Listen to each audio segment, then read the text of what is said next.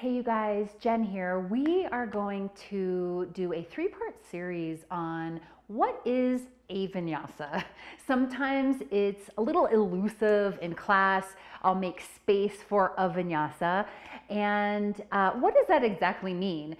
And even if you do know what it means, this series will be really beneficial to help you kind of check in and upgrade some different cueing and different ways to personalize this three-part series for yourself. So let's talk about what is vinyasa, right? The word is a Sanskrit word that means connection or linked, and really that defines our breath and movement practice. That is paramount in yoga. Finding that smoothness and flow between movement and breath. The other thing that it kind of helps define is that flow between poses. So linking and connecting different poses together in our series of our flow. Now, when we use vinyasa as a noun, a vinyasa, it's actually meaning a three-part series of poses. Now, why do we want to do a vinyasa? It's typically set in after we do one side of our flow as a little bit of a palate cleanser, as a way to either maybe add a little extra zip and energy and power into our practice. It also is just that pausing between sides. So there's a lot of ways to utilize that space.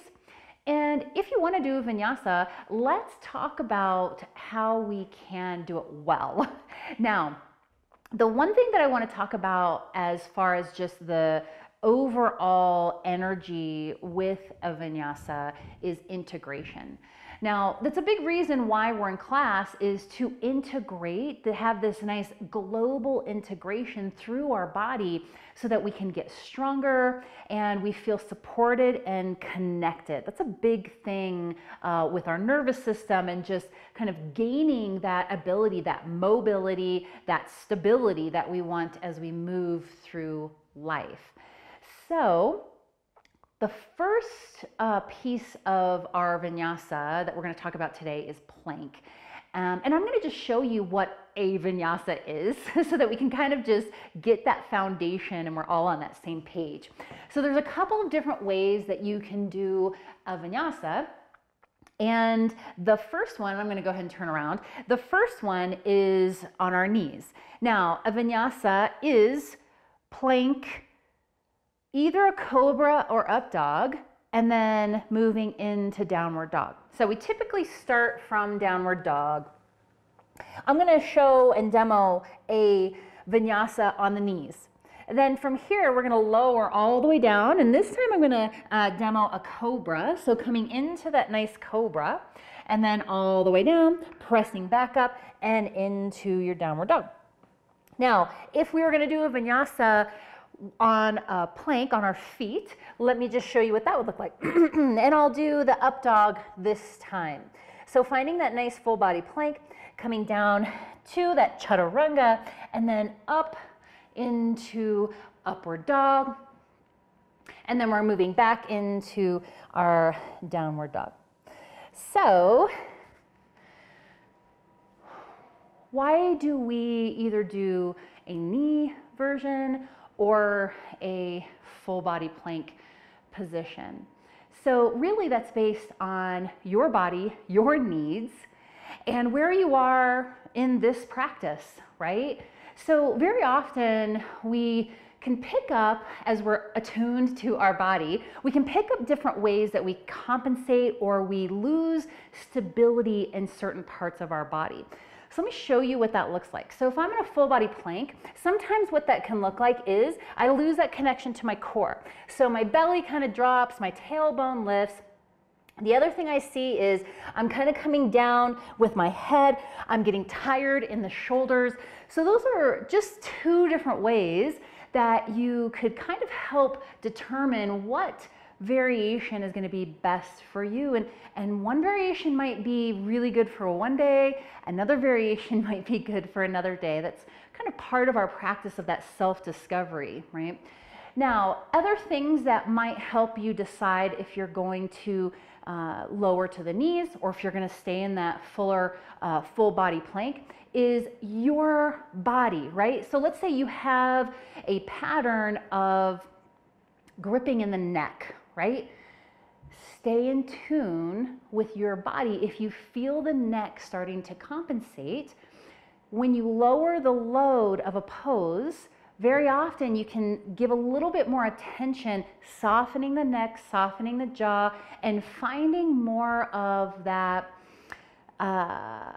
serving way of doing that shape for your body, right? We want to feel good in the practice, and we want to feel good the next day and the next day and the next day. If you leave class and you've gripped and you've kind of found those movements that kind of add in those extra like accessory muscles that we don't necessarily want to call on, then we aren't necessarily making that movement to serve us in the long term. So the first pose that we're going to talk about is plank pose.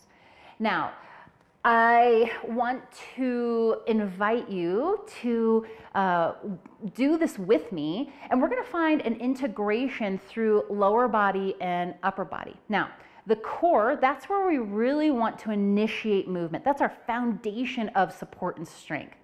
Now, when I have the lower body and the upper body involved, I can feel that core supporting me in a little stronger, more global way. So I'm going to just start on the knees, and then from here, you guys, I want you to press into the hands, the mounds of the fingers, the fingerprints. Feel that nice engagement. The ribs are going to be knitted in. That jawline is back up towards the sky so that that neck is nice and long. Now, the lower body here, if you're not feeling that lower body engage, a nice little trick is to get that block in between the thighs, give it a little hug. You're going to feel right away, and I'm going to go ahead and go up to my toes there. You're going to feel right away that lower body engage. Now, from here, you guys, press into the mounds, press into the fingerprints, pull those hands towards the feet. That's going to give you this really nice zippy zip through the core, and you're going to feel integrated. Now, from here, we're going to almost like I'm pulling myself down. A lot of times you just kind of fall, right? I want you to lower and control, lower and control. Find that nice fullness of that whole movement. Now, the last thing I want to talk about in our plank pose is triceps, right? A lot of times we hear that cue, pulling the triceps in towards the ribs. It's not a wrong cue, it's an outdated cue. And here's why I say that.